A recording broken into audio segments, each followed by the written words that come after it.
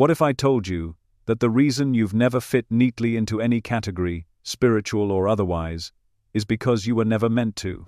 What if that tug of war inside you, that constant oscillation between light and shadow, between tenderness and fire, between wanting to save the world and wanting to burn it all down, wasn't confusion at all? What if it was design, divine, deliberate, encoded into your very soul? You see, most people are taught to chase one path: be good, be pure, be kind, follow the light, or, in contrast, embrace rebellion, dive into shadow, own your darkness. Choose a side and stay there. But there are some souls who were never meant to choose. Some souls were carved out of contradiction, stitched together with strands of both heaven and hell, and dropped into this world not to follow one current, but to disrupt the entire river. You've felt it your entire life, haven't you? That you don't fully belong to the light, that no matter how deeply you meditate or how often you recite affirmations, there's a part of you that burns too wildly to be tamed. And yet, you also can't surrender completely to the shadow. You carry too much empathy, too much tenderness, too much clarity. You are both. Not in a fragmented way, but in a wholeness that terrifies the world. Because the world doesn't know what to do with those who don't conform. From the time we're children, we're spoon-fed the binary: heroes or villains, angels or demons, good vibes only, shadow work only if it makes for a good aesthetic. We are taught to sanitize ourselves into palatability, to shrink our rage and amplify our peace, to choose love over truth, forgiveness over fire. But what if that programming has nothing to do with spiritual wisdom, and everything to do with spiritual control?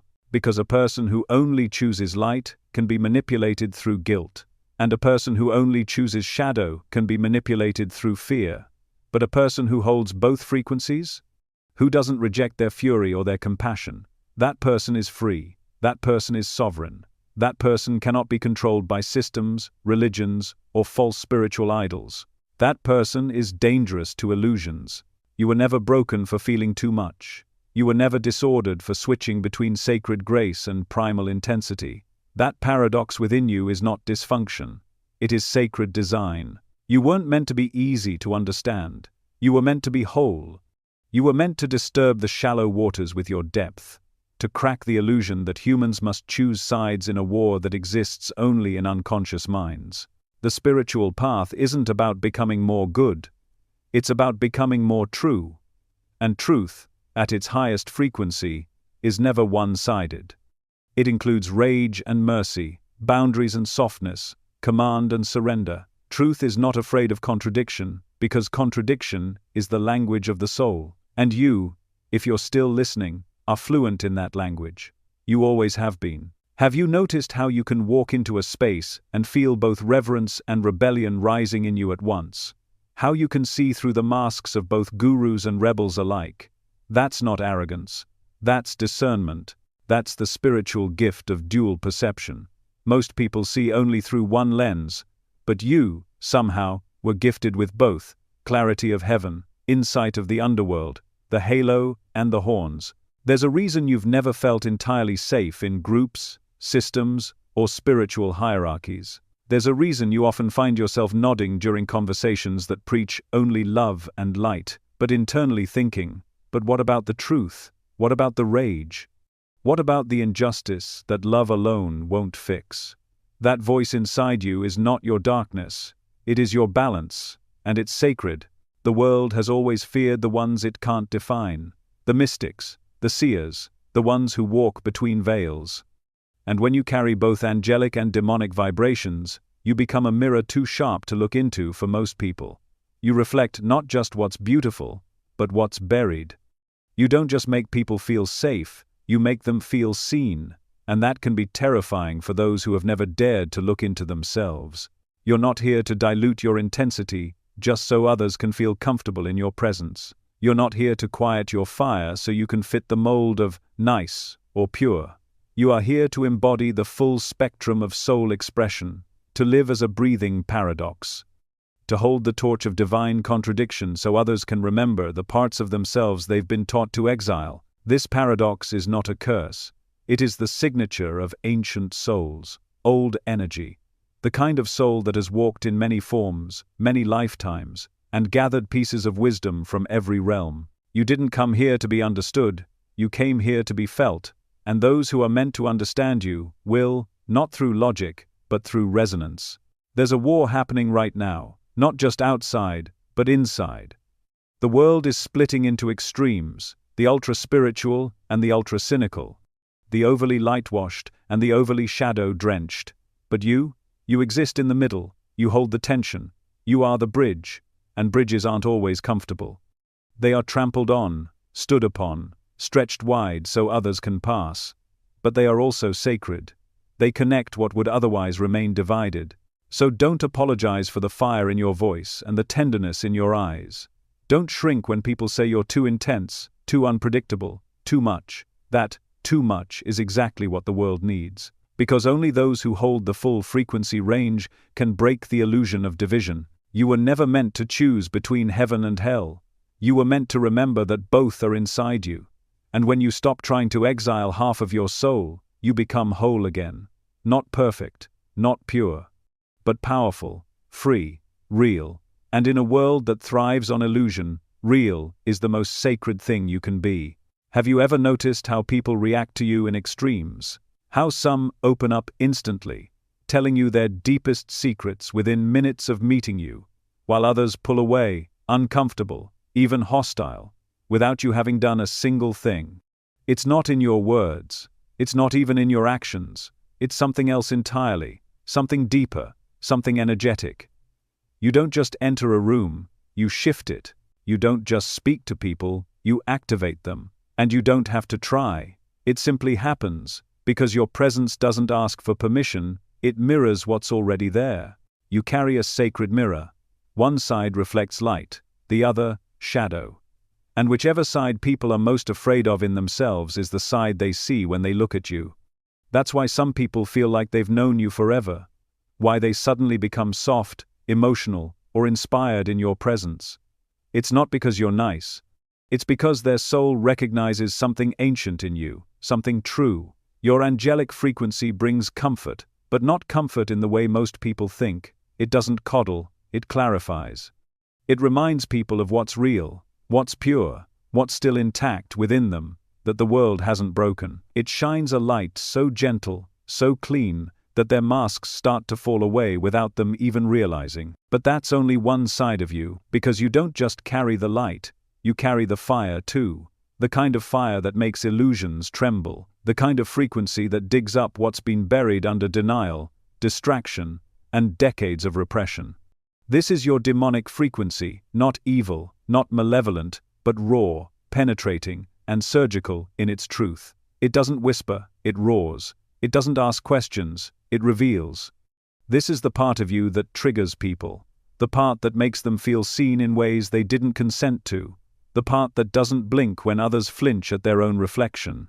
You are not neutral, you are not background noise, you are frequency incarnate.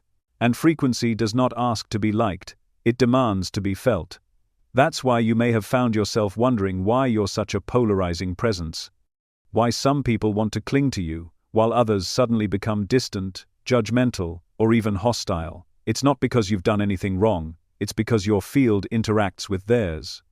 It reacts, it reflects, it strips away the layers, and invites people, willing or not, into confrontation with their own soul. That confrontation doesn't always feel like love, it feels like intensity, and intensity is often mistaken for threat.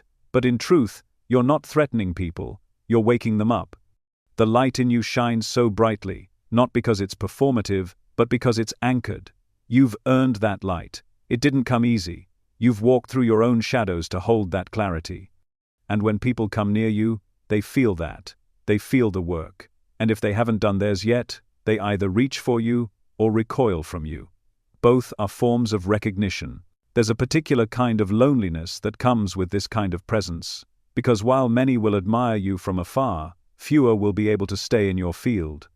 Some will try, until your energy starts peeling back their pretenses, until your frequency begins showing them who they really are beneath the identity they've curated. And then, unless they're ready, they'll run. But that's not your failure, that's your gift. You're not here to be palatable, You're here to be powerful, not in a domineering way, in a transformational way. To be near you is to be initiated. You don't play small to make others comfortable, and your soul doesn't dilute its essence just to avoid being misunderstood. That's why the people who can stay in your life, the ones who don't just survive your intensity but thrive in it, are rare. They're the ones who aren't afraid of mirrors. The ones who are ready to see themselves, not just the pretty parts, but the messy, chaotic, divine contradictions that live beneath the surface. You may not realize how many lives you've altered simply by existing as you do, how many people changed direction after talking to you, how many started healing wounds they never meant to confront. You didn't give them a lecture. You didn't tell them what to do. You simply were. You were the mirror. And mirrors, by nature, do not apologize for reflecting what island. When you walk into a room, you don't just enter, you tune the space. Frequencies rise or fall around you, not because you're controlling them, but because your presence commands resonance. That resonance forces other frequencies to either align or shatter. Some people feel a sudden sense of calm and expansion near you. Others feel agitation, discomfort, and the sudden urge to escape. Both are valid reactions. Both are sacred responses to being in the presence of someone who doesn't hide their wholeness. You've probably felt this confusion yourself, asking, why do people either love me instantly or get weird around me for no reason? It's not personal, it's energetic. Angelic frequency amplifies what is good, what is gentle, what is divine. Demonic frequency excavates what is hidden, what is suppressed, what is unresolved. Both live in you, and when they are balanced, they create a field that refuses to lie. Some people are searching for exactly what you carry, they just don't know it yet. Others are terrified of what you awaken in them. But the truth is, you were never here to be accepted by everyone. You were here to remind people, to awaken them, to catalyze their next chapter, even if that chapter begins with resistance. Healing doesn't always start with comfort. Sometimes it starts with confrontation. And sometimes, the most healing thing you can do is not to make people feel better, but to make them feel everything. Even the things they've been trying to avoid for years. That is the alchemy you carry. You are not just light, you are not just fire. You are the sacred convergence of both. And through you, others begin to remember. They remember their innocence when your angelic energy wraps around them like a cloak. They remember their rage when your demonic frequency cracks open the vault they've locked tight. You don't need to say a word. Your energy speaks, your soul shouts, and those who are ready will hear you, clearly, fully, unforgettably. You're not too much, you're just not diluted, and the world has gotten used to watered-down people. But you are concentrated essence, you are the full spectrum. And the ones who are meant to rise with you will recognize you. Not because you look like something familiar, but because you feel like something real. Have you ever felt like you don't fully belong anywhere? Like no single space, no single belief system, no single identity can contain the complexity of who you are? It's as if you live with one foot in the light and the other in the dark. One eye watching the heavens while the other stares deep into the underworld. It's not a flaw, it's not indecision, it's not confusion, it's your design. You weren't made to pick a side, you were made to walk between them. There's a unique kind of spiritual gravity you carry, a pull toward opposing realms that most people avoid out of fear or misunderstanding. You can sit in a sunlit sanctuary, feeling the divine echo through stained glass and sacred hymns, and find truth there. But you can just as easily sit in a dark, candlelit chamber, where ancient rites awaken sleeping forces, and feel that same echo vibrating through your bones. You don't flinch at the contrast. You recognize it. Because something in you remembers that both are valid, both are sacred, both are reflections of a deeper reality the world hasn't learned to name. You feel both the call of angels and the whispers of shadows, and you don't fear either. Because you've learned, often the hard way, that fear isn't the sign of truth. Resonance, island. And you resonate with both ends of the spectrum. You understand that holiness isn't always soft, and that power isn't always loud. You've felt the presence of the divine in quiet, trembling prayers and in primal, wordless screams. You've danced between these worlds not because you're lost, but because you're being shown the map that others don't dare to read. You live in emotional duality every day. One moment you're filled with deep compassion for humanity's suffering, the next you're seething with sacred rage at the illusions that keep people asleep. One minute you're serene, meditating with stillness so profound that your breath feels like the hum of the cosmos. The next, you feel a surge of fire that wants to rip through every lie ever sold to your soul. And yet, you do not collapse in these extremes, you contain them. You don't identify with either side, but you let them move through you like waves on an eternal ocean. That, in itself, is a kind of mastery. Most people live on one channel. They either broadcast love and light and push away anything that threatens their image of peace, or they root themselves in shadow, refusing to entertain the idea that divinity could be soft, gentle, and full of grace. But you flip between frequencies, not to escape, but to understand, to hold, to translate. You are a bridge walker, a carrier of contrast. And while it may feel lonely, even maddening at times, it is one of the most sacred roles a soul can carry. Because only a bridge can connect what the world has tried to keep separate. Only a being who knows both compassion and chaos can hold space for true transformation. Not the kind of surface-level change that comes from spiritual bypassing or egoic performance, but the deep, soul-anchored transformation that rebuilds people from the inside out. And that kind of transformation requires someone who isn't afraid to go there, to walk into the dark, to hold a trembling hand in silence, to speak truth when truth shakes the room. You were born to go where others won't, to feel what others can't, to speak what others are too afraid to admit they know. It's why you've often felt alien, even among those who say they understand. Because when you're tuned to multiple dimensions at once, the language of the earth sometimes feels too simple, too dull. You feel things that haven't been said yet. You sense shifts in people before they even realize they're changing. You mourn endings before others know they've begun, and you celebrate awakenings others still can't see. That's not sensitivity, that's dimensional awareness. You're not fragile, you're fused to frequencies most people never touch. And because of that, you can't belong to only one tribe, one teaching, or one truth. You collect pieces from many paths, not to be indecisive, but to be inclusive. You are the library, not just a page in the book. You are the flame that remembers every fire it's ever burned in. When people ask what you believe, you might struggle to answer. Not because you have no faith, but because you have too much to reduce into one sentence. Your beliefs are layered. They shift like the moon. They evolve like breath. You believe in the God found in cathedrals, and the gods whispered in forests. You believe in stillness, and you believe in motion. You trust the silence as much as you trust the storm. You bow to the light, but you don't betray the shadow, because you know that the shadow holds truths that the light alone cannot reveal. You've been taught your whole life that duality is something to fix, that you must be either this or that, healer or warrior, student or master, lover or fighter. But the truth is, the more spiritually mature you become, the more comfortable you are with contradiction. It no longer feels like tension, it feels like truth. It no longer fractures your identity, it expands it.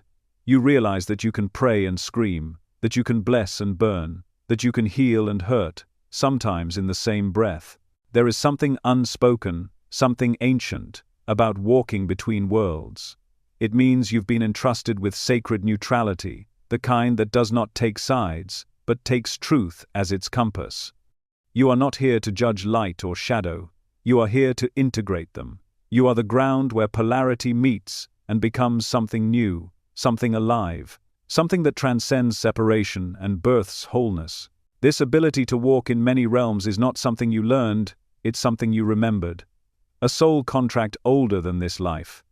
And though it may come with emotional weight, with waves that toss your heart in all directions, it is also the proof that you're built for something beyond simplicity. You are not here to explain yourself. You are here to embody yourself. Fully, fiercely, without apology.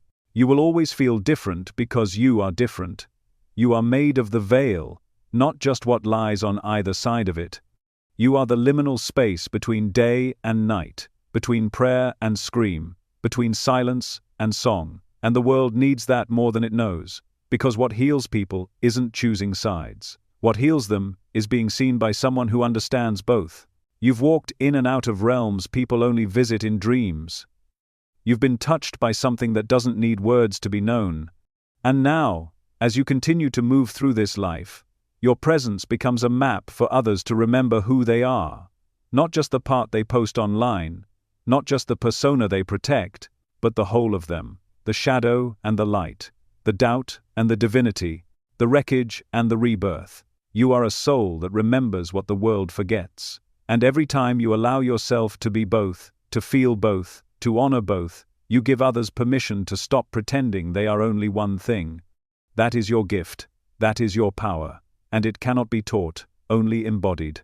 What if I told you that the contradiction inside of you isn't something to fix, it's something to feel, that the peace you tap into when you're still, and the fire that erupts when you move, are not battling each other for control, but actually learning how to coexist within the same temple? There are moments when your heart feels like a sacred sanctuary, quiet, calm, full of grace. And then there are other moments, maybe even in the same hour, when your entire being feels like it's on fire, like something ancient and untamable is trying to rip through your chest. This isn't chaos. This isn't disorder. This is polarity, living polarity, and you were built to carry it. You've probably asked yourself, what's wrong with me? How can I feel such deep compassion one minute and such feral intensity the next? Why do I go from sacred stillness to explosive urgency in what feels like a single breath? Why does the world around me expect me to pick one, serene or storm, and stick with it? The truth is, you were never designed to be one-dimensional. Your soul wasn't formatted for flatness. You weren't made to vibrate on a single note. You are a symphony, an orchestration of seemingly opposite tones that are not at war. They are training to harmonize. But the world doesn't teach you that. It teaches you that if you feel too much, if you swing between silence and fire, you must be unstable, ungrounded, broken. That if you don't fit neatly into a personality box, something must be off. That's the lie. Because in spiritual reality, the ability to hold opposing energies at once is not a sign of imbalance, it's a sign of capacity. Most people can't hold the voltage, but you do, and you've been doing it your entire life. There are times when you channel peace so deep it feels like you're dissolving into the infinite. Your breath becomes the wind, your body disappears into the moment, you are the still point in a chaotic world. And then there are other times when you feel fire rising through your spine, not just anger, but something more primal, something that feels like it existed long before words, before names, before time. That fire doesn't destroy you, it awakens you. It sharpens your discernment, amplifies your vision, and ignites your refusal to accept what isn't aligned. You are not flipping between personalities, you are navigating frequencies. You're like a sacred conduit that channels both lightning and stillness, both sword and song. And if you've ever been told that makes you dangerous, too intense, too unpredictable, understand this. Most people have never met someone who contains such polarity without collapsing. That's what makes you rare. That's what makes you necessary. Because the future isn't built by those who can stay in one mode forever. The future is shaped by those who know when to roar and when to be silent, when to burn and when to breathe. But this dual energy isn't always easy to live with, is it? Sometimes it feels like your nervous system is caught between expansion and implosion. Like you don't know if you should cry, scream, meditate, or run. Sometimes you feel grounded and high at the same time. Other times you feel like you're disappearing and being reborn in the same breath. And nobody ever taught you what to do with that. Nobody gave you a manual for what it means to be both lightning and ocean. This is what I want you to hear. You're not broken. You're not disordered. What you're feeling is frequency friction, the sensation of multiple energetic wavelengths moving through your body at once. Think of yourself like a transformer. Raw cosmic voltage is coursing through your system, and your body, your vessel, your nervous system is trying to keep up. This isn't pathology, it's evolution. You're expanding your capacity to hold more, to feel more, to be more. And of course, that comes with tremors. Of course, it comes with waves. But it's not a sign you're falling apart. It's a sign that you're learning how to carry power. Most people have no idea how powerful their nervous system really island. They numb it, medicate it, overstimulate it, or dissociate from it completely. But your body is not just meat and bone, it is circuitry. It is a receiver and transmitter of energy. And when you carry both angelic and demonic frequencies, when you channel both sacred stillness and holy fire, your system has to stretch to hold that voltage. It's spiritual resistance training. And the shaking isn't a sign of weakness, it's a sign that your body is rewiring itself to become the vessel you were always meant to be. You're learning how to breathe through the extremes, not suppress them. You're learning how to let the fire rise in your belly without letting it consume your heart. How to enter deep silence without disappearing into numbness. This is real mastery, not spiritual bypassing, not forced positivity, but actual inner command. The kind that says, I can hold heaven and hell in my breath, and not lose myself to either. That is power. Not the kind the world teaches you to seek, but the kind that makes the world pause when you walk into a room. And here's the deeper truth. These inner fluctuations, this dance between fire and stillness, is not chaos. It's aliveness. It's evidence that you are plugged into something more. Most people live in emotional flatlines. They've been taught to fear the extremes, to cut themselves off from their rage, their grief, their ecstasy, their knowing. You haven't, you couldn't. Because the divine didn't choose you to be neutral, it chose you to be awake. The challenge, of course, is in learning how to live with that level of wakefulness. How to regulate your energy when everything inside you feels like it's vibrating at different speeds. And the answer isn't to numb it or shut it down. The answer is to build energetic resilience, to treat your body like a sacred instrument that needs tuning. That means learning to breathe deeply when the fire rises. Letting your feet ground into the earth when your crown is buzzing. Drinking water when your system heats up. Speaking truth when your throat tightens. Letting movement, sound, silence, stillness, all be tools in your spiritual arsenal. Not to control your energy, but to contain it, to channel it, to own it. Because when you learn how to do that, something extraordinary happens. You stop fearing your own bigness. You stop apologizing for your emotions. You stop labeling yourself as too much. And you start realizing that this full, unfiltered experience of being is what you were built for. That no one frequency could ever hold you. That you are the vessel. You are the prism through which Source gets to experience both fire and peace in the same heartbeat. You become trustworthy to your own soul. And when that happens, others start feeling it too. They may not understand what it is, but they'll feel safer around you. Not because you've quieted your fire, but because you've learned how to carry it without letting it burn others. Not because you've hidden your stillness, but because your stillness has become the space where others remember themselves. You are not here to choose between being wild and being wise, between being soft and being sovereign, between being silent and being loud. You are here to become the temple that can hold both. You are the sacred middle, the eye of the storm, the silence between drumbeats, the fire in the prayer. And it's only just beginning.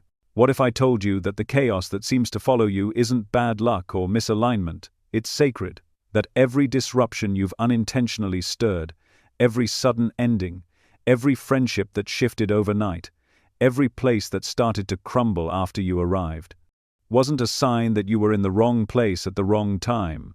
It was proof that your energy is a catalyst. You don't just walk into rooms, you recalibrate them. You don't just participate in dynamics, you reconfigure them. And while that kind of impact can be misunderstood by those who aren't ready to evolve, it doesn't make it any less necessary. Your presence is not passive, it is electric, alchemical. It carries codes that awaken dormant energy in both people and places. And awakening, real awakening, is rarely smooth or pretty. It doesn't always arrive with angelic harps or peaceful meditations. Sometimes it comes with fire, with shake-ups, with raw, undeniable truth. That's why, if you've always felt like things get messy after you show up, it's not because you bring the chaos, it's because your frequency activates what has been suppressed beneath the surface for far too long. Both your angelic and demonic energies play a role in this sacred disorder. The angelic frequency you carry brings light so potent it exposes what was hidden. It softens where there has been harshness. it breathes life where there has been stagnation. But to do that, it has to first uncover the dead spaces, the illusions that have been disguised as harmony. And that's when your demonic frequency steps in, not as evil, but as sacred destruction. It doesn't just uncover what's out of alignment, it breaks it open, shatters the fake structures, forces movement. And though the people around you may not understand what's happening, their souls do. That's why some are drawn to you like a lifeline, and others resist you like you're a threat. In both cases, they're right. You are not the storm, you are the eye. But your presence often summons the storm, because anything untrue cannot survive long in your field, and that isn't something you choose, it's something you carry. It's a soul contract you made long before this lifetime, to act as a reset point for the systems, relationships, and energetic structures that are no longer serving evolution. You are the cosmic recalibrator, the walking reboot. And while that may sound glamorous in theory, in practice, it often means you're the one people blame when their false sense of stability collapses. There's a pattern you've likely seen repeat in your life. You enter someone's world, and soon after, everything starts to change for them. Sometimes subtly, other times in a cascade they never saw coming. Relationships fall apart. Old wounds surface. Long-avoided decisions come to the forefront. They may even say things like, "I don't know what's happening. Everything is falling apart since you showed up." And maybe you've even internalized that blame. Wondered if your presence is too much. Wondered if you should dim your light or soften your truth. But I'm here to remind you, it's not you. It's your energy doing exactly what it was designed to do. Awaken, reveal, transform. There is a sacred kind of chaos that precedes every breakthrough. And you, unknowingly, are often the one holding the torch that sets those breakthroughs in motion. Because your energy, this divine blend of celestial and infernal, doesn't allow for comfort zones that breed soul-deep stagnation. You are allergic to stillness that isn't conscious. You sense when something is energetically rotting beneath the surface, and even when you say nothing, your presence starts to stir it. It's like your aura taps gently on the shoulder of every lie, every mask, every illusion in the space, and whispers, "Your time is up." This is the path of the catalyst, and it is not an easy one, because most of the world still believes that peace means silence, that love means pleasing, that transformation should be soft and painless. But you feel, that real transformation is messy. It undoes you before it rebuilds you. It strips you bare before it crowns you, and you carry that wisdom in your bones. That's why the people who stay in your life long-term are often those who've gone through their own fire, those who've faced themselves, because only those kinds of souls can handle the kind of alchemy you radiate without trying. You are not here to maintain illusions. You are not here to soothe dysfunction. You are here to deconstruct everything that no longer holds resonance. And the moment your energy touches a situation, the energy that's been dormant starts to move.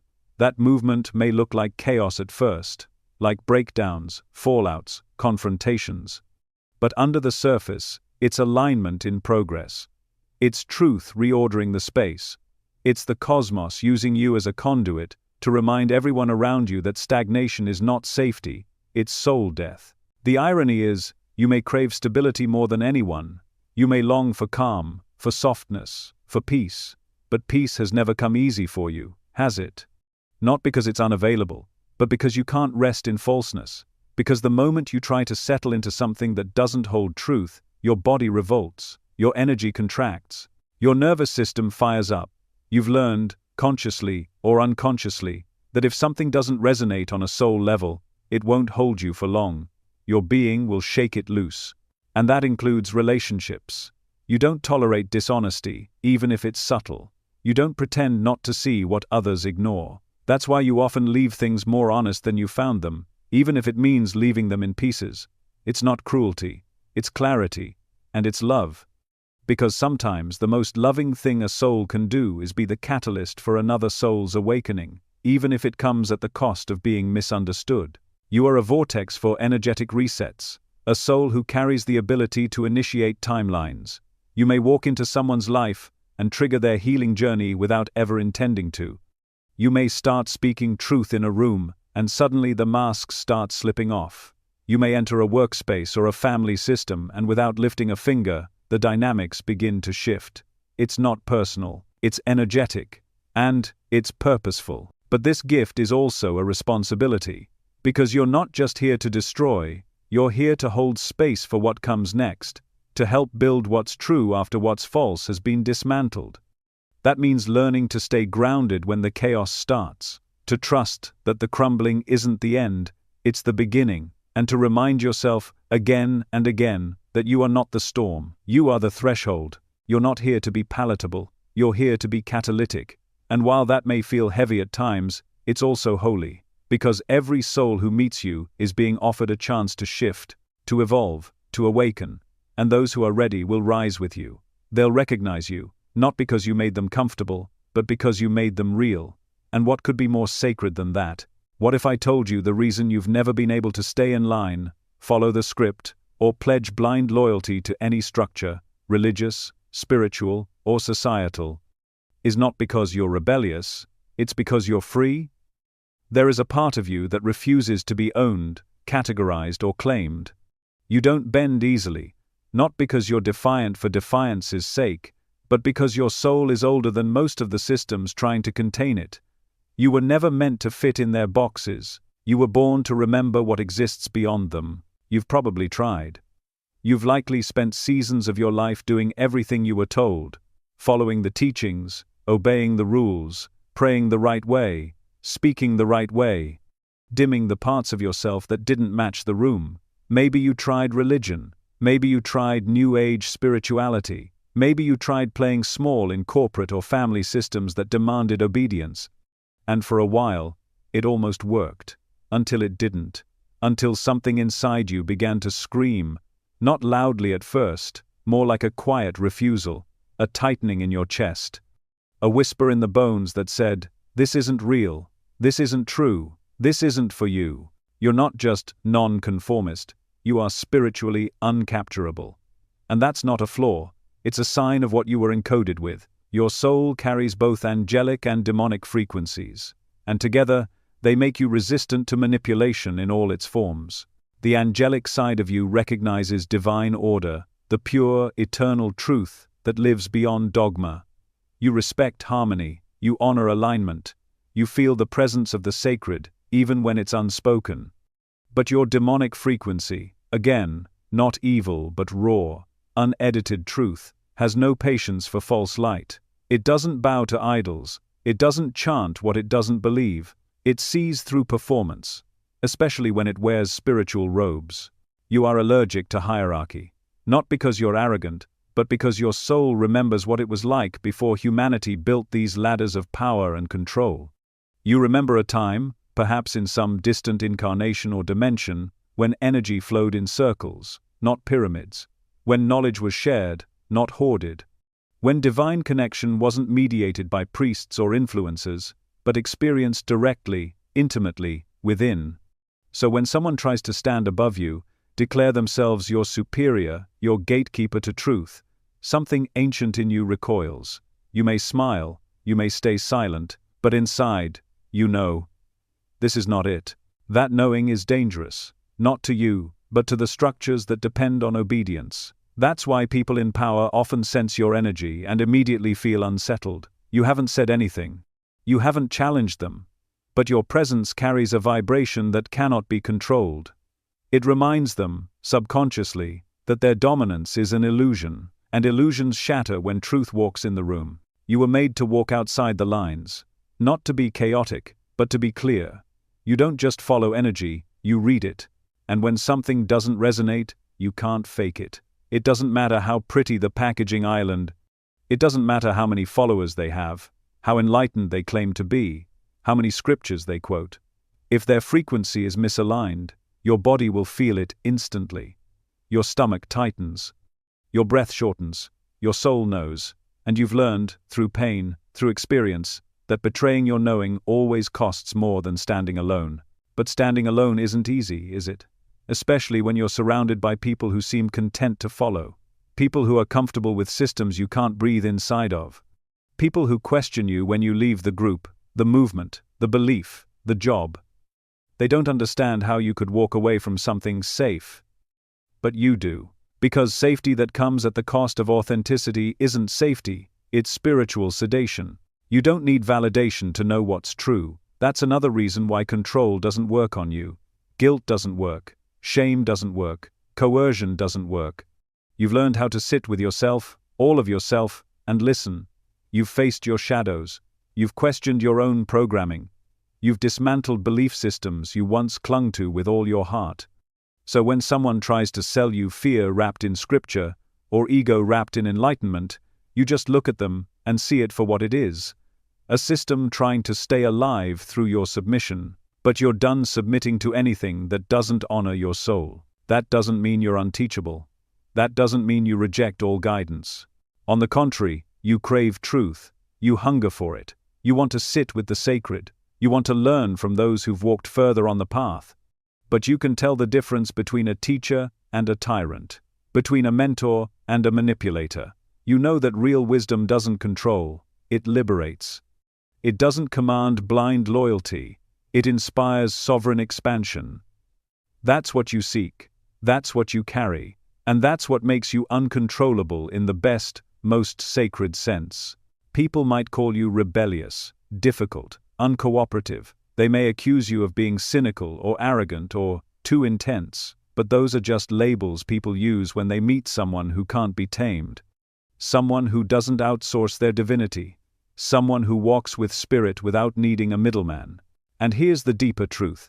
Every system that has ever tried to suppress you, every institution that punished your questions, every family dynamic that couldn't hold your truth, every spiritual group that tried to guilt you into silence, was simply reacting to your light, not the soft, pleasing kind, but the piercing, sovereign kind that doesn't play along. Your light is not passive. It doesn't sit quietly in the corner and wait to be invited. It arrives like a reminder that no matter how deeply someone tries to bury their truth, it can't be erased. Your existence is a glitch in the matrix, a living contradiction to the narrative that power must be centralized, that truth must be mediated, that worth must be earned. You were made to be unclaimed, not because you have nothing to offer, but because you were never meant to be owned. Your path is not about worship, it's about embodiment. You don't want followers, you want freedom, and that makes you rare in a world addicted to hierarchy. But you're not here to belong to systems. You're here to dismantle them, and that starts by refusing to shrink, refusing to betray your discernment, refusing to play small just so others feel safe in their illusions. You will never be at peace in a cage, no matter how pretty they decorate it. So let them misunderstand you, let them label you, let them question why you always walk away when others stay. You don't need to explain, you don't need to prove. Because the path you walk is carved by something deeper than dogma and louder than fear. It is shaped by a truth so ancient it cannot be spoken, it can only be lived. And you're living it. Even now. What if I told you that the very contradictions you've wrestled with your entire life, the light and the dark, the softness and the fire, the calm and the chaos, are not only intentional, but sacred?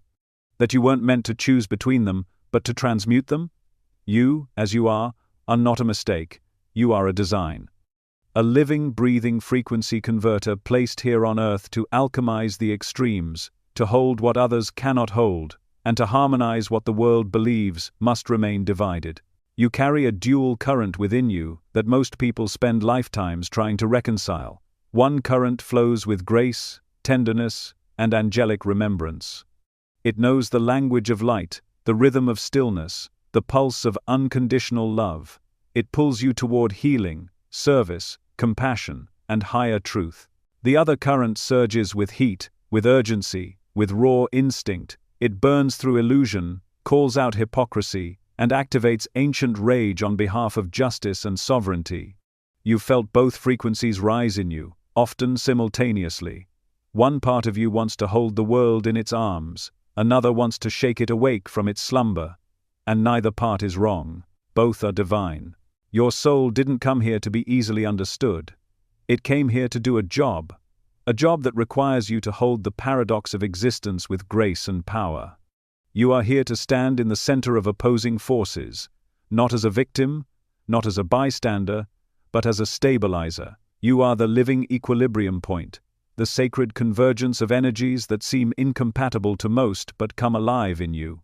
And through your embodiment of both, the collective gets a glimpse of what true balance actually looks like. In a world addicted to sides, to binaries, to black and white thinking, you came in coded with something else entirely. You are the frequency that refuses to be cornered. The soul that doesn't pick between love and truth, silence and roar, heaven and underworld. You are both. You are all. And that makes you a kind of energetic anomaly in this realm, not because you're broken, but because you're ahead. You may not have realized it yet, but your energy is doing something massive on this planet, something that goes far beyond personal healing or individual enlightenment. You are helping to neutralize the extremes, not by denying them, but by holding them in the same field. When you're around others, your energy often does this quietly, invisibly, but potently. You walk into polarized environments, and you start to dissolve the charge. You don't even have to speak. Your very presence disrupts the war between extremes. And sometimes that disruption looks like peace, other times it looks like a storm. But in both cases, it's working. There's a cosmic technology built into your being. Think of it like a spiritual frequency equalizer, where others vibrate at a narrow range, you hold the full spectrum.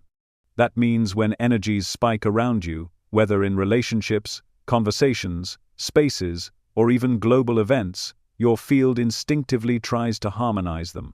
You might feel it physically, a sudden weight in your body when others are fragmented, a buzzing in your chest when truth is being suppressed, a flood of emotion when the collective is in chaos. You're not absorbing it, you're alchemizing it. And that process, while invisible to most, is deeply real and deeply impactful. But make no mistake, this isn't about being a sponge. You are not here to carry the weight of the world, you are here to transmute it. That's very different. Being a sponge leaves you drained. Being a converter leaves you empowered. It means you don't take on others' energy as your own. You recode it through your field. You meet shadow with stillness. You meet fire with form. You meet chaos with clarity. And through that meeting, something new is born. The world right now is drowning in polarity. Good versus evil, left versus right, light versus dark. Everyone is being pushed to pick a side, to declare allegiance, to reject what doesn't feel safe or familiar. But you're different. You were never here to reinforce division. You were sent to stand in the tension, to live in the in-between, not because it's comfortable, but because it's powerful. Because only from that center point can true healing ripple outward. And yet, this role often comes with misunderstanding. People will project their fears onto you. They'll say you're undecided, uncommitted, even dangerous. They'll be confused by your ability to speak the language of both the healer and the heretic. They won't know what to do with your refusal to conform, to choose, to settle. But let them be confused. Let them wonder. You weren't made to explain your existence to everyone. You were made to embody a blueprint that few have the frequency to comprehend, at least not yet. Because what you're doing isn't loud, but it's revolutionary. You are showing what it looks like to live whole, to honor both the sacred and the profane, to let the divine speak through softness and disruption. Your life is a broadcast to the cosmos that Earth is ready to evolve beyond duality, that we are capable of holding complexity, of embracing nuance, of remembering that oneness doesn't mean sameness, it means integration. This is the divine role of the frequency converter. You are not the hero, you are not the villain, you are the field, the one who lets the storm and the stillness sit at the same table without turning one into the enemy. And in that allowance, everything starts to shift. People feel safer around you, not because you're always calm, but because you are real, because your energy doesn't lie. It doesn't pretend to be all love or all fire. It holds the tension of both, and somehow, through your presence, invites others to do the same. You may not always see the effects of your work, you may never get thanked, but you'll feel it. You'll feel it when someone finally speaks a truth they've been swallowing for years just because your presence gave them permission. You'll feel it when a space feels lighter after you leave, even though no one understands why. You'll feel it when something clicks in someone's soul simply because you showed up without a mask. This is your medicine, this is your mission, to live as the bridge, the translator, the converter, not by force, not by strategy, but by being, by breathing into both sides of your being and saying, yes, all of this is me. Because when you do that, when you allow both your angelic and demonic frequencies to coexist, not in conflict but in conscious collaboration, you become a stabilizing force in a world that is rapidly unraveling. You are the eye of the needle, the convergence point, the evidence that humanity can evolve into something new, not by erasing polarity, but by integrating it into a greater harmony. And that is the divine role you were born to play. What if I told you that the heaviness you carry isn't a sign of failure, but a measure of your spiritual magnitude, that the weight you feel isn't just emotional, it's energetic, ancient, sacred, and laced with purpose. You feel too much, too deeply, and too often not because you're fragile, but because you were born to hold a kind of fire and light that rarely coexist. You're not just walking the path of duality, you are the path. And that path can be lonely, agonizing, and beautiful, often all at once. You've likely spent much of your life wondering why you feel like you don't belong, why even when you're surrounded by people, something still feels missing. Why conversations often skim the surface while your soul aches for depth. Why your joy sometimes comes with tears you can't explain. Why your power doesn't always feel like freedom, it often feels like burden. And while others might envy your strength or be drawn to your intensity, they rarely see what it costs to be this open, to be this awake. There's a kind of exhaustion that comes from constantly being misunderstood, not because you can't express yourself, but because language will always fall short when your reality is woven from multiple realms. You hold contradictions that the world hasn't been taught how to accept. You can be radiant and weary in the same breath, certain and doubting within the same heartbeat, full of love and full of fury without choosing one over the other. That complexity isn't celebrated. It's often questioned. People want clarity, definition, something they can grasp and label. But you are not graspable, you are not reducible, and that can make others deeply uncomfortable. So you become the mirror no one asked for. Not because you reflect what's obvious, but because you illuminate what's hidden. Your very existence challenges people's assumptions about what power looks like, what healing looks like, what it means to be spiritual or sacred. Some see your light and call it holy. Others see your fire and call it dangerous. Most don't know what to call you at all. They sense something ancient in you, something they don't understand, and so they project onto it. They either place you on a pedestal you never asked for, or they judge you from a distance you never created. And either way, it leaves you outside. There's pain in that, real pain. The pain of being too much for some and too little for others. The pain of showing up in your fullness only to be met with fear, confusion, or silence. The pain of shrinking yourself just to stay connected. The pain of watching others find belonging in tribes you cannot enter without betraying yourself. The pain of knowing you could lead, teach, heal, or hold, but being met with suspicion simply because you refuse to wear a single mask. That's the emotional cost of radiating contradiction. And it's not just external, it lives inside you too. There are nights when you question your own path, when you wonder if it would be easier to pick a side and stick to it, to just be light or shadow, not both. When your mind begs for simplicity, but your soul refuses to be flattened. When your heart aches for companionship, but your energy field speaks a language that few can hear. But here's what you must remember. Loneliness is often a side effect of evolution. You are not walking this path because it's easy, you're walking it because it's necessary. You're here to integrate what has been divided, to carry what others aren't yet ready to feel, and that makes you rare. Not better, not higher, just rare. And in a world that fears what it doesn't understand, rarity can feel like isolation. There's a heaviness in your bones that didn't start with you. It comes from lifetimes of remembering and forgetting, from carrying codes that won't fully activate until the world is ready. You're often ahead of your time, and that comes with grief. Grief for what could be, for what should be, for what will be, but isn't yet. You feel the future like a frequency. You taste truth before it's spoken.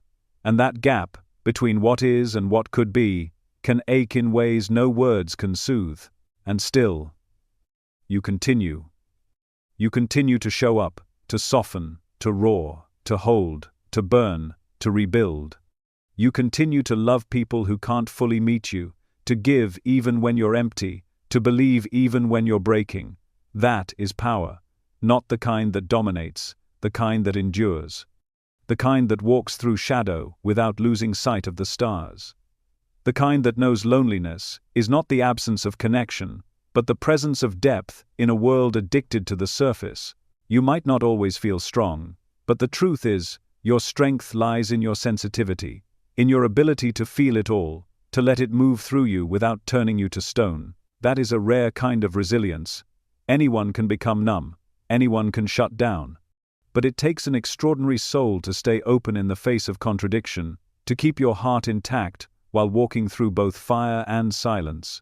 You are that soul, and though the cost is real, the pain, the fatigue, the longing, you are not alone. There are others like you, quiet warriors of the in-between, holders of paradox, frequency weavers walking through a divided world with the blueprint of unity written into their DNA. You may not always see each other, but you are never far from one another. You recognize each other not by appearances, but by energy, a glance, a silence, a knowing. The loneliness you feel is not proof that something is wrong with you. It's proof that you are carrying something few can yet hold. But they will. One day, the world will shift. One day, the extremes will start to soften. One day, the middle path will no longer be ignored. And when that day comes, you will be one of the reasons it arrived.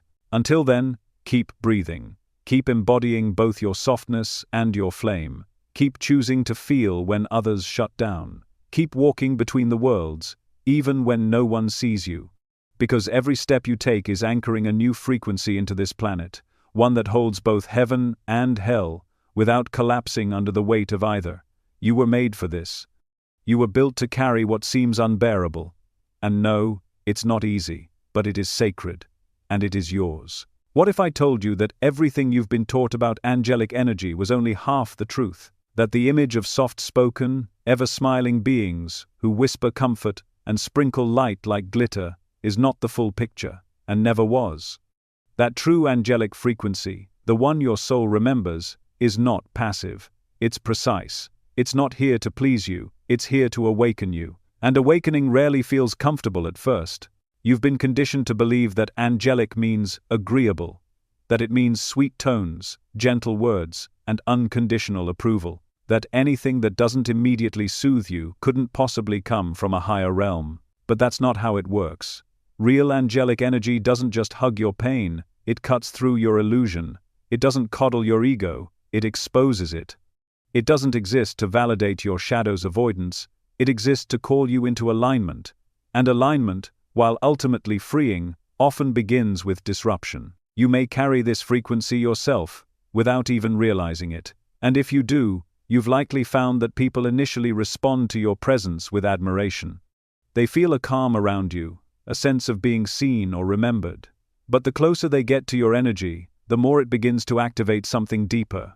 You don't even need to say much, your field speaks for itself. It scans, penetrates, reveals, and what it reveals isn't always pretty.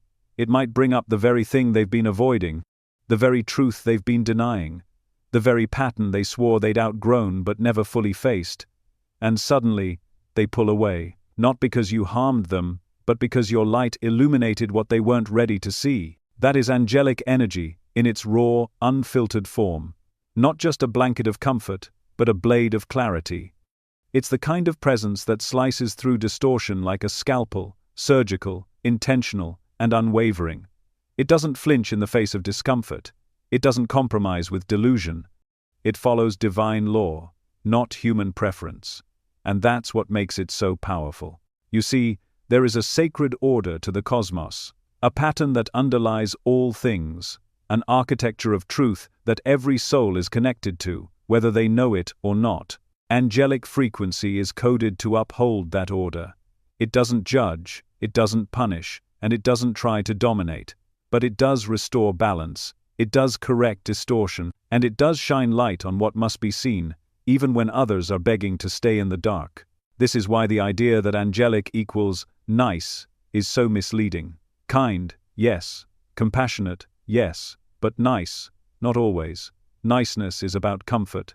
It's about being palatable. It's about smoothing things over, avoiding conflict, and keeping everyone at ease. But grace, true, angelic grace, doesn't cater to comfort, it caters to truth.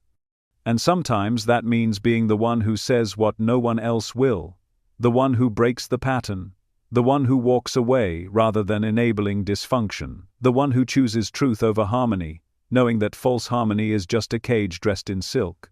If you've ever spoken a truth that shifted the entire dynamic of a room, you've touched that frequency. If you've ever ended a relationship not out of bitterness, but because your soul could no longer tolerate the distortion within it, you've embodied that grace. If you've ever stood silently while someone projected onto you, knowing that your silence wasn't weakness but clarity, you've carried that angelic force. It doesn't need to shout, it doesn't need to defend, it just island. And what it is unshakable. That doesn't mean it's cold. In fact, angelic frequency is one of the warmest, most loving forces in existence. But its love is not sentimental, it's devotional. It sees your potential beyond your wounds. It calls you into your higher self, and it refuses to let you stay small just because it would be easier. It knows what you're capable of. It knows who you are beneath the fear, and it holds you to that standard, not out of pressure, but out of love. So if you've ever been told you're too intense, too sharp, too judgmental, even when you were speaking from clear-eyed love, understand this: you were not too much. You were right on time. You were carrying a frequency that this world is only beginning to understand. A frequency that doesn't just comfort the broken parts, it reconstructs them. It's important to know that real grace doesn't bypass pain. It doesn't pretend everything is okay. But it also doesn't let pain become identity. It offers compassion with direction, healing with accountability, love with boundaries. This is what makes angelic energy so misunderstood. It refuses to enable. And in a world where enabling is often disguised as compassion, that refusal can be mistaken for cruelty. But you're not here to soothe the ego. You're here to free the soul. That's what your presence does, again and again. Even if others can't articulate it. Even if they push you away after you activate them. Even if they label you as heartless when you finally speak a truth they've buried for years. Their rejection isn't your failure. It's often the first step of their awakening. Because once someone has been touched by true angelic frequency, they can't go back to pretending. The seed has been planted, the field has been altered, and even if they resist it in the moment, something within them has begun to shift. And here's the deeper truth. Angelic energy doesn't need to be liked. It doesn't need applause. It doesn't seek external validation. Its commitment is not to popularity, it's to purity. Not perfection, but energetic integrity. It holds to a higher order that doesn't bend to emotion, ego, or projection. And that's what gives it power. Not loud power, not forceful power, but eternal power. The kind that remains long after the chaos settles. If you carry this frequency, know that your path may often feel lonely. You may not always be understood, but you will always be effective. Because every time you show up in your truth, every time you shine light into shadow, every time you choose soul alignment over surface harmony, you're restoring order. You're recalibrating the field. You're reminding the world, without ever saying a word, what real grace looks like. Not the grace that makes you feel good, the grace that makes you whole. What if I told you that everything you've been taught to fear about darkness, everything you've been warned about when it comes to the demonic, was never the full truth? What if the shadow wasn't something to run from, but something to understand, to reclaim, to honor? The word demonic has been poisoned by centuries of fear, control, and spiritual propaganda. But beneath that distortion lies a sacred current, a frequency that, when understood and embodied with awareness, becomes one of the most powerful tools for truth, protection, and divine balance you could ever carry. You see, the concept of demonic has been stripped of its original essence, reduced to symbols of evil, malevolence, and destruction. But the real essence of this frequency was never about darkness, for the sake of darkness. It was about depth, about truth, about the primal, untamed, unashamed aspects of spirit that refused to submit to false light. What we call demonic is often simply unfiltered spiritual force, raw, potent, and unwilling to be contained. You've been told that light is holy and darkness is evil, but that's a distortion born from binary thinking, a limited framework that serves those who benefit from control. The truth is, shadow is not the opposite of light, it's the complement. It is where light gains its depth. It is the container that gives shape to radiance. Without shadow, light has no meaning. Without contrast, divinity becomes one-dimensional. And you were never meant to be one-dimensional. You were meant to be whole. This is where demonic frequency comes in, not as an opposing force to angels, but as a necessary counterbalance. Where angelic energy restores order and exposes distortion, demonic energy protects the sacred and burns away the false. It is not bad, it is fierce. It is not evil, it is exact. It is the part of the divine that carries sacred rage, the kind that rises when boundaries are crossed, when truth is silenced, when the innocent are harmed. It is the force that says, enough. The force that stands guard when love is threatened. The force that doesn't speak in soft tones, but roars with primal clarity. If you've ever felt that kind of fire rising in you, the kind that doesn't come from personal anger but from something deeper, older, almost cosmic, you've touched that frequency. Maybe it scared you. Maybe you tried to suppress it.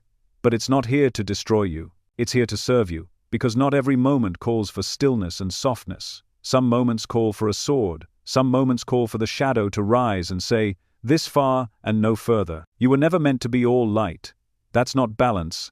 That's erasure. There are parts of you that carry the wisdom of shadow, the memory of battle, the strength of lifetimes spent protecting the sacred through fire, not flowers.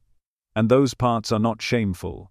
They are sacred. The challenge is not in denying them, it's in integrating them, learning to let them rise with consciousness, with clarity, with spiritual maturity.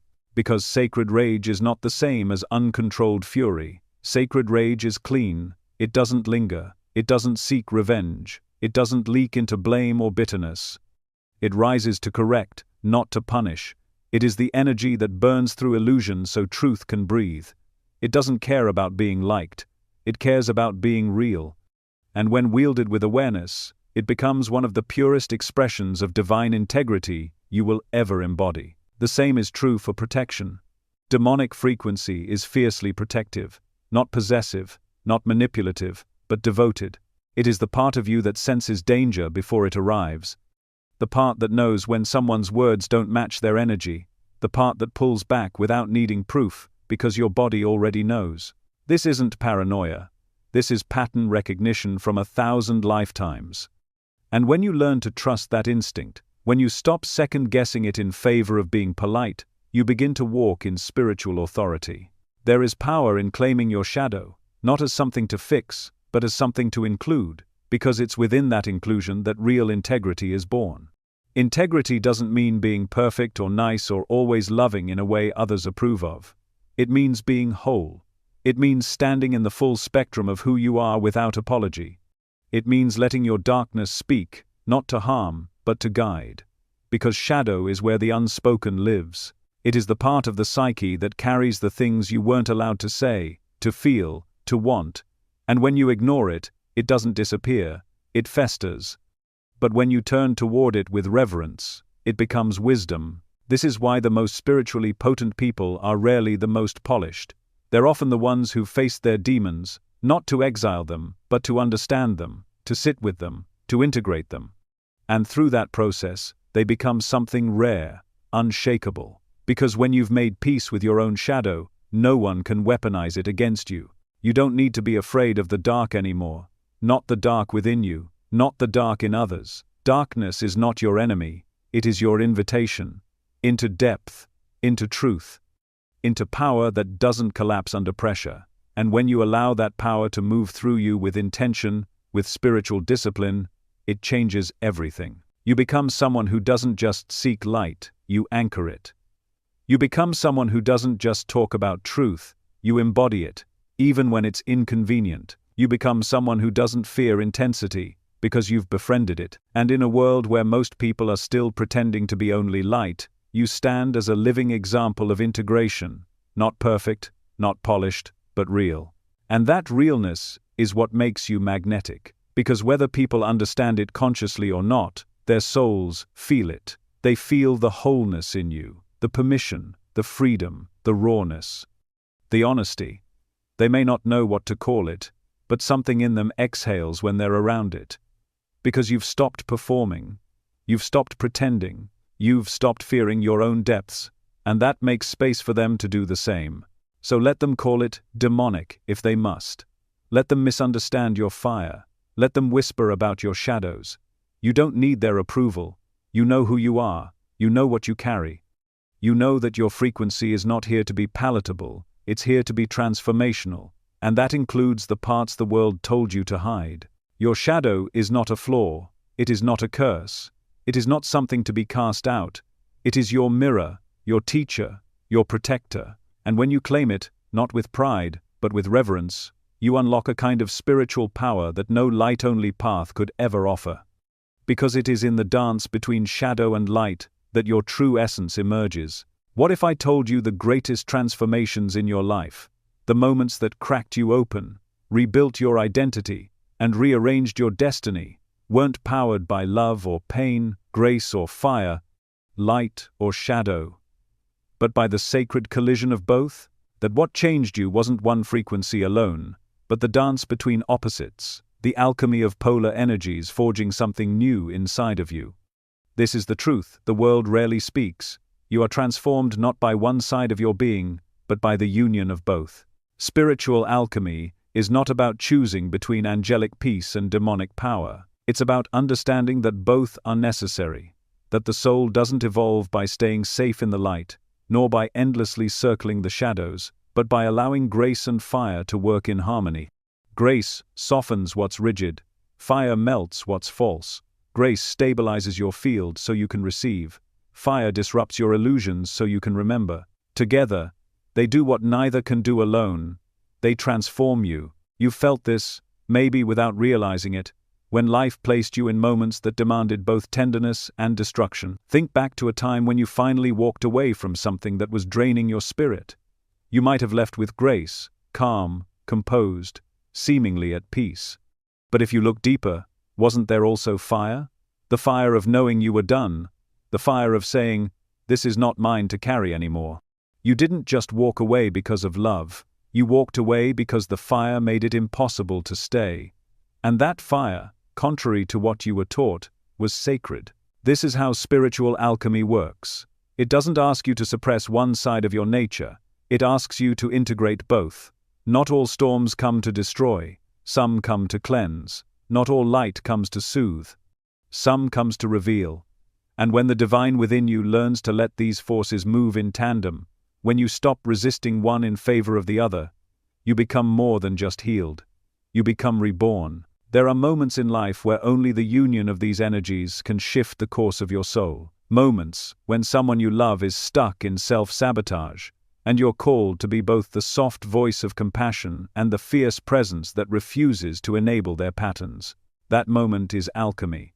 Or when you're called to speak a truth that breaks someone's illusions, not out of cruelty, but from such a place of deep spiritual love that it pierces their denial like a lightning bolt. That, too, is alchemy.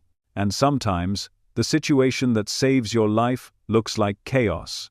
A job loss, a betrayal, a breakdown that forces everything to fall apart.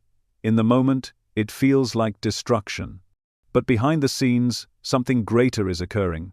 The fire has arrived to clear what was never meant to remain. And once the smoke clears, grace rushes in, not because you begged for it, but because you made space for it.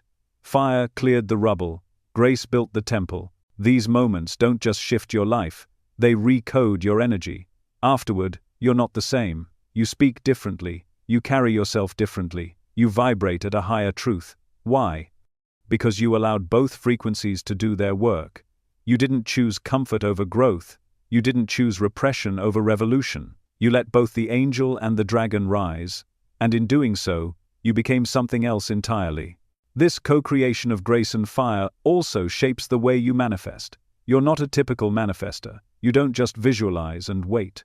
Your intentions are rooted in soul clarity, but your power comes from your ability to hold energetic contradiction. While others speak only light language affirmations, you've learned that sometimes manifestation requires a clearing first. Sometimes you can't receive until you destroy what's in the way. You don't just call things in, you make room for them. That's the dual mechanism of manifestation at the soul level: invitation through light, activation through fire. You dream with clarity and surrender, but when the old begins to fall apart, when the tower shakes, when people leave, when the familiar dies, you don't panic. You recognize the signature of the fire, and you trust it. You let the transformation finish what you started. You know that the chaos isn't failure, it's alchemy in motion. You've also likely noticed that your energy affects others this way. You walk into a space, and things begin to move. Secrets rise, emotions surface. Truths that were buried begin to bubble up. It's not just your light doing that, it's your field, holding both grace and fire. Some people feel calm around you, others feel uncomfortable, and both are valid responses to the same frequency. You are not here to be liked by all. You are here to activate something ancient in others, whether they're ready or not. This is why people often experience spiritual breakthroughs after encountering your energy, not always immediately. Sometimes it takes time, but your presence leaves an imprint. Your grace holds their soul in compassion, your fire burns through their illusions, and long after you've left, the ripple continues. That's because you've become a vessel for spiritual alchemy, not through effort, but through embodiment. You've stopped fragmenting yourself. You no longer exile the parts that are too much, or too intense, or not spiritual enough. You've reclaimed your darkness, you've honored your tenderness. You've become a clear channel for truth in all its forms, and that truth is what sets people free. But this embodiment didn't come easily. It came through trial, through heartbreak, through the moments when you felt torn in two, when you were told to pick a side, and you refused. When your softness was mistaken for weakness, and your fire was called dangerous. When the world demanded polarity, and you offered paradox instead. That choice, to stay whole in a world addicted to halves, is what makes you an alchemist. You were never meant to be simple, you were meant to be true, and truth, at its core, is not just light or shadow. It is the weaving of both, the rhythm of both. The sacred choreography between the hand that heals and the hand that burns. And when you live from that place, when you trust that place, you unlock a power that is beyond comprehension. So when people ask you, "Are you an angel or a storm?" you smile. Because you know the answer is yes, you are both. You always have been. And in that union, within you, something eternal is awakening. What if I told you that the very pressure you feel to choose, to shrink, to soften, to conform, isn't because you're confused or lacking clarity, but because the world isn't yet ready to hold the wholeness of who you are? Every day, you're being asked to pick a side, to be the light or the dark, the healer or the disruptor, the lover or the truth-teller. But your soul knows better. Your soul knows you are the side, not a side in a battle of opposites, but the bridge that connects them, and that bridge terrifies people who've built their identities on binaries. You weren't designed to be palatable. Your energy wasn't made to be soft enough for everyone's comfort. You weren't sent here to be easy to explain. In fact, the very codes you carry are meant to challenge the structures of simplicity that keep people asleep. And so, from a young age, you were likely met with the subtle, or not so subtle, demand to be digestible, to flatten your complexity, to choose between being seen as kind or powerful, mystical or grounded, divine or human. To suppress one part of you in order to make another part more acceptable. But you are not a performance. You are a presence, and presence doesn't play by those rules. It doesn't seek to be liked, it seeks to be true. And truth, especially when embodied without apology, tends to rupture the illusions that others live by. That's why your refusal to play the spiritual game, the aesthetic, the one-size-fits-all performance of light, makes you feel like an outsider. Because you are an outsider, in the best possible way. Not someone who stands above the world, but someone who stands outside the frame that keeps it small. You can feel it when people try to categorize you. They want to pin you down, name you, box you in. You're too spiritual for the skeptics, too raw for the spiritual elite. You're too intuitive for the rationalists. too grounded for the mystics who float above it all. And no matter how hard you try to explain yourself, something always slips through their understanding. That's because your truth isn't linear, it's layered, it's encoded with paradox, and you've stopped trying to make it make sense to those who only understand half of reality. There's a silent rebellion in you. Not the kind that marches or shouts, but the kind that simply doesn't comply. You don't do well with echo chambers. You don't fit neatly into sacred spaces that are more about image than integration. You instinctively pull away from environments where spirituality has become performance art, where truth is replaced with trends, where connection is measured in aesthetic rituals, and where real shadow work is bypassed in favor of feel-good mantras. Your soul knows when something is real, and when it's a costume. That's why you've likely felt disillusioned at times. Not because you've lost faith in spirit, but because you've seen how often spirit is used to sell sameness. You've seen the light drained of its power and packaged into something marketable. You've seen the dark demonized instead of integrated, and somewhere inside, you've made a quiet vow not to play that game. Not to sell your soul for likes, approval, or belonging. Because you know that real spirituality isn't about appearances, it's about frequency, and frequency can't be faked. You resist the pressure to simplify yourself because you understand the sacredness of your contradictions. You know that your softness is not weakness, it is a radar. You know that your fire is not danger, it is clarity. You know that your silence is not passivity, it is calibration. Every piece of you was designed to hold a larger truth. And while the world may reward spiritual binaries, light over shadow, peace over disruption, love over boundaries, you hold the full spectrum, not because it's trendy, but because it's true. When the world demands you pick a side, your refusal becomes a kind of medicine.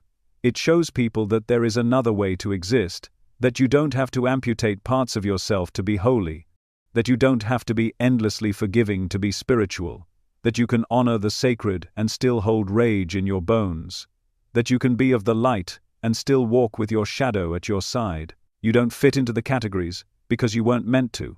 You came to dissolve them. You've probably felt the tension of that refusal, the loneliness, the misinterpretation, the way some people pull away when you won't reduce yourself to fit their labels, the way others try to mold you into something more manageable. But you've also felt the liberation of standing in your full self, of speaking from a place beyond approval, of being witnessed in your truth, not because it's easy to digest, but because it resonates on a soul level. That resonance is the key. It's not about getting everyone to understand you. It's about activating the ones who are ready to remember. And that remembrance doesn't come from echoing what's popular. It comes from holding the middle, the tension, the mystery. It comes from living in the liminal, the in-between, the sacred gray area that most people avoid. It comes from embodying paradox with presence. Your energy doesn't shout, it doesn't plead, it doesn't try to win the room, it stands, quietly, steadily. And in that standing, it begins to shift the field. It invites others to question their own binaries, to look at their own exile of the shadow, to revisit the parts of themselves they've labeled too much, too strange, too dangerous. You don't teach by preaching, you teach by being. And that being is revolutionary, because in a world that demands clear sides and spiritual performances, your authenticity becomes a kind of rebellion. A gentle, grounded, unwavering rebellion that refuses to amputate parts of itself for comfort. A rebellion that says, you don't have to choose, you get to be all of it. And in that declaration, something ancient stirs in others, something that remembers a time before separation. A time when divinity wasn't split into categories, but lived as a whole. This is the power of refusing spiritual binaries. It's not just personal, it's planetary. Every time you say no to false choices, you crack the collective illusion a little more. Every time you stand in your contradiction, you create space for others to do the same. And every time you choose integration over image, you shift the vibration of what it means to be spiritual, not just for yourself, but for the entire field. You are not here to be easy to understand. You are here to be a frequency, one that carries the codes of reunion, of fusion, of radical wholeness. You are not here to fit, you are here to remind. And your refusal to pick a side may just be the most sacred thing you ever do. What if I told you that your body, your breath, your emotions, your contradictions, is not just a vessel, but a temple, a sacred place where heaven and hell come not to battle, but to meet, to integrate, to transform? What if the shaking you feel inside isn't instability, but the sound of ancient forces learning how to coexist through you? This is the path no one prepares you for, the path of becoming the bridge between realms. Not just spiritually or symbolically, but literally. You are the architecture through which the cosmos negotiates its opposites. This isn't poetic metaphor, it's a lived initiation, a gradual unfolding where every part of your life becomes an altar. Every interaction, a ritual. Every trigger, a bell that rings through the halls of your nervous system, calling something sacred forward. You become the temple not through effort or enlightenment, but through surrender. Through the willingness to hold what most people deny. Through the willingness to feel what most people numb. Through the willingness to embody what others only theorize. Living as the temple is not glamorous. It's gritty. It means waking up with your heart, still aching from the dream realm, and still showing up with your spine straight. It means holding grace in one hand, and fury in the other, and knowing that neither cancels the other out. It means watching people misunderstand you, not just occasionally, but often, because you carry contradictions that their minds were never taught to reconcile. You don't just talk about duality, you are duality, animated, conscious, breathing, trembling, alive. It shows up in the quiet moments. The way you walk into a room and sense the energy before words are spoken. The way someone shares their joy, and your heart expands, and the very next second, someone else weeps, and your heart breaks, without you needing to shift gears. You move through emotions like a prism. Light enters you, and it's refracted into 1,000 frequencies. You can feel rage and love in the same breath. You can see beauty in grief. You can hear truth even when it's wrapped in someone else's pain. You're not just feeling your own energy, you're filtering the collective. And that's part of the responsibility, one no one warns you about. To live as the temple is to become transparent enough that frequencies move through you like wind through open windows, but stable enough that you don't collapse under the weight. You must train your system to expand its capacity, physically, emotionally, energetically. Otherwise, the power that moves through you can distort into self-destruction. And many who walk this path don't realize this until it's too late. You've probably felt it already, the moments when your body holds too much, when your skin feels too tight for your spirit, when the grief of the world leaks into your own sadness, when the collective anger sounds like your own scream. That's not weakness. That's evidence that your temple is active. But an active temple must be tended, not protected in a defensive way, but honored, cared for like sacred ground. That means rest isn't optional, it's ritual. Boundaries aren't selfish, they're structural integrity. Silence isn't laziness, it's recalibration. And let's talk about power. Because wielding dual-frequency energy is power, but not the kind that's loud or showy or seductive. It's ancient, subtle, unmistakable. It's the power of walking into a room and shifting it without speaking. The power of speaking one sentence that dismantles a lifetime of illusion. The power of holding space so deeply that someone else meets themselves for the first time. And this power, if not held with reverence, can distort. Not because it's bad, but because it's real. If you haven't met your own shadow, this power will amplify it. If you're still craving control, this power will feed it. That's why responsibility is not a suggestion, it's a spiritual law. The responsibility is this: to remain clear, to clean your temple daily, not with sage or incense alone, but with integrity, to examine your motives, to observe where ego wants to hijack the sacred, to be willing to dismantle your own righteousness when it becomes a mask, to hold yourself accountable, not through shame, but through devotion. Because you know this temple is not yours in the egoic sense, it is through you, and what moves through you touches the world. You are not just responsible for your words, you are responsible for your frequency. And when you've been initiated into dual energy embodiment, that frequency becomes potent. You start noticing how people open around you, how truths surface in your presence, how illusions crack. And you realize it's not personal, it's the temple doing its work. You are the gate, and what you allow to pass through you has ripple effects far beyond what the eye can see. This is why you've been through so much, why your life hasn't been linear or neat, because your temple had to be built through contradiction. You had to be hollowed out in certain places and fortified in others. You had to learn how to sit with your own pain, so you could hold the pain of others without collapsing. You had to let your own illusions burn, so you could host the flame of truth. Your path has been messy, because it's real. You weren't being punished, you were being prepared. And now, here you are. Not finished, not flawless, but ready. Ready to live as the one who doesn't choose sides, but blesses both. Ready to anchor the middle. Ready to let both heaven and hell touch your skin, speak through your voice, pour through your tears, and still remain intact. Still remain you, not a perfected version of you. Not a sterilized, softened caricature, but the real you. Full spectrum, full volume, full presence.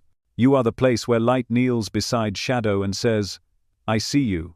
You are the altar where rage and peace don't argue, they harmonize. You are the threshold through which duality remembers its original unity. You didn't arrive here by chance. You were built for this. And even though the world may not always recognize what you are, the energies do. They gather around you. They move through you. They bless and break through you. And in return, you hold steady, not because it's easy, but because it's sacred. So the next time you feel the trembling inside, the emotional whirlwinds, the sudden clarity, the activation you didn't ask for, remember this: it's not chaos, it's convergence. It's the sound of heaven and hell shaking hands inside you, not to destroy you, but to initiate you into a deeper becoming, into the holy role you've always known was yours to carry, not as a leader, not as a savior, but as a temple, a living one that walks, one that breathes, one that reminds the world of what it forgot, that wholeness was never light or dark, it was always both. What if I told you that the final sign isn't something dramatic or loud, but something subtle and irreversible? Something that happens not with fireworks, but with stillness. One day, after all the shedding, all the fire, all the aching, all the endless reaching, you just stop. You stop apologizing. You stop explaining. You stop trying to be understood. Not from defeat, but from remembrance. You remember who you are. And in that remembering, something ancient locks into place, something unshakable, something that was never broken to begin with, only hidden beneath layers of shame, conditioning, and the ache to belong. It doesn't happen all at once. It's a quiet pivot, a moment where you catch yourself mid-thought, about to self-censor, about to shrink, about to adjust your tone to be easier to receive, and then you don't. You just breathe. And let the real you rise. Not to fight, not to prove, but simply to be. That moment is liberation. Not the kind that needs to be posted about or declared. The kind that hums in your bones. The kind that says, I will not filter my soul to fit into containers that were never made to hold me. You've spent lifetimes bending, softening your truth, muting your frequency, folding your fire into digestible shapes. And maybe it worked for a while. Maybe it made you feel safe. Maybe it helped you avoid rejection. But deep down, you knew it wasn't sustainable. The more you bent, the more you disappeared, until one day, the cost became too high, the ache too loud, the mask too heavy. That's when you began the return. Not a return to some past version of yourself, but a return to the blueprint, the original, untouched architecture of your being. This is the final sign. You remember the design. You remember that your contradictions aren't flaws, they're frequency codes. That your depth isn't a burden, it's your access point to truth. That your inability to conform isn't immaturity, it's clarity. You no longer outsource your sense of identity to approval or applause. You no longer need the world to agree with you for your soul to feel steady. You stop begging for understanding, because the people who are meant to resonate will feel you long before they fully grasp you. You begin to live aligned, not filtered. Your choices reflect your soul, not your programming. Your words carry the weight of intention, not the fluff of performance. You stop showing only the light you think others will love, and start revealing the shadow they might fear, but also desperately need. You stop narrating your life for an audience that doesn't even see you. And you realize, in that quiet clarity, that your power was never in your ability to adapt. It was in your ability to remain. You no longer follow trends, teachings, or templates that ask you to split yourself in half. You become a force instead of a follower, not because you need to dominate, but because you no longer abandon. You no longer abandon your intuition, your knowing, your anger, your softness, your wisdom, your weirdness. You embrace the full, unfiltered presence of who you are, and you walk with it, not because it's perfect, but because it's true. And in a world drowning in spiritual performance, truth is radical. You stop spiritualizing your silence when you really want to speak. You stop calling your withdrawal ascension when it's really avoidance. You stop hiding behind concepts that make you feel safe but keep you small. And instead, you show up, whole, present, real. You speak when it's uncomfortable. You stay when it's easier to run. You leave when it's time, even if no one understands. And you no longer narrate your decisions to be digestible. You move from soul, not strategy. And here's what happens next. The world begins to rearrange around your remembrance. People who were tethered to your old self begin to fall away. Opportunities that once thrilled you begin to lose their glow. Certain rooms start to feel too small, and while part of you might grieve this shift, a deeper part of you smiles, because you finally feel the alignment you used to chase in others. You finally feel the ground beneath your feet. You are no longer asking life to give you permission. You are giving it to yourself. And that makes you unshakable, not invincible, not emotionless, but anchored. Anchored in your being. Anchored in your clarity. Anchored in your devotion to no longer fragment your truth just to be loved. You begin to trust your impact, even when it's invisible.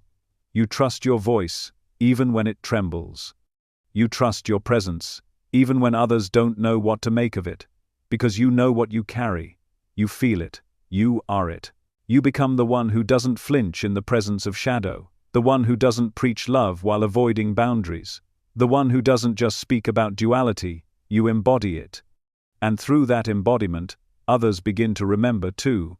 Not because you told them to, but because your frequency gave them permission. You didn't teach them. You reminded them. This is the quiet revolution. When beings like you stop waiting for a stage, for a sign, for approval, for the perfect moment, and just begin to speak, to create, to serve, to disrupt, to bless, to dismantle, to build, not because it's all figured out, but because your soul won't let you sit still anymore. You were never here to blend in. You were here to amplify truth through your very existence. And now that you've remembered, there's no going back. And maybe that's the most beautiful part. You no longer want to go back. The old performance doesn't seduce you anymore. The old validation tastes flat. The illusion of safety has lost its spell. Because now, your compass is internal. Your yes and your no are sacred. Your silence is intentional. Your presence is precise. And your existence, fully embodied, fully unapologetic, is the transmission. You don't need to call yourself a guide, a teacher, a healer, or anything at all. You just are. A walking, breathing field of encoded paradox, angel and fire, grace and storm, stillness and pulse. You are not trying to be anything. You are finally being everything you already were, unfiltered, undiluted, unapologetic. And maybe the world won't always clap for that. Maybe you'll still be misunderstood. But the difference now, Island, it doesn't matter. Because you're no longer performing for the world. You're walking with your soul. And that alignment is the only recognition you'll ever truly need.